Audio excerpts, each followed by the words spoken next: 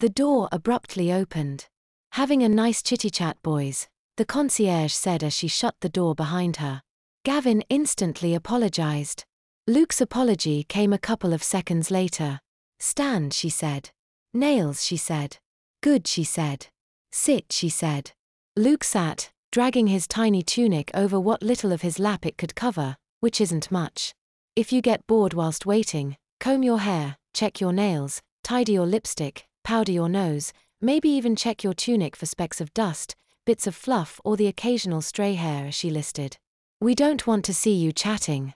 We need you to be immaculate, and if we want to see you doing anything whilst you're waiting, we want to see you making sure that you're nothing less than immaculate," she stated. Luke gulped. "Yes," he peeped. She left. He glanced at Paul, then turned his head to Gavin. Both were removing their vanity mirrors. Paul tended his hair. Gavin checked his lipstick. Paul began brushing his tunic with his fingers, using the mirror to check around his neckline and shoulders. Luke began brushing his tunic too. He opened his mirror and used it as Paul had. He never expected a job as a hotel porter to be in any way appealing or engaging. He knew it was just carting bags about. But just carting bags about is one thing. Doing it wearing nothing but a tiny tunic that leaves him feeling half naked, trotting about in unfamiliar heels and wearing a bright vibrant lipstick with a pasty foundation which might hopefully hide his blushes. Well, it's a different thing altogether. James returned, breathing deeply. He checked his reflection in the big mirror, straightening his hair and brushing his tunic before sitting. "Cheeky bitch grabbed my ass then slapped my thigh really hard," he grumbled. "Does that happen a lot?" Luke asked.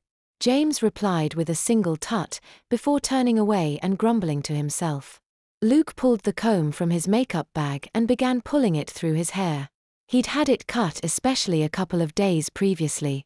Short back and sides, the fringe cut broad and straight, just above the eyebrows from ear to ear where a shallow wedge fades into a shorn nape. Luke sighs as he faffs with his hair. Its style feels completely at odds with the rest of him. Shyly, he glances at the others as he puts the comb away. Gavin sits with his legs crossed. One shoe hangs loosely from his toes. Luke peers over his hairless knees and looks at his own shoes. He cocks a foot to one side to get a better look at the heel on which his feet are perched. "It's got to be 4 inches, he reckons. Maybe a bit less, he muses. At least they're not those really narrow heels, he figures as he tries to get his head around that fact that he's been put in high-heeled shoes. The nearest he's worn to these were some smart Jimmy James sandals, the boys' version of the old-fashioned Mary Jane style, when he was a kid.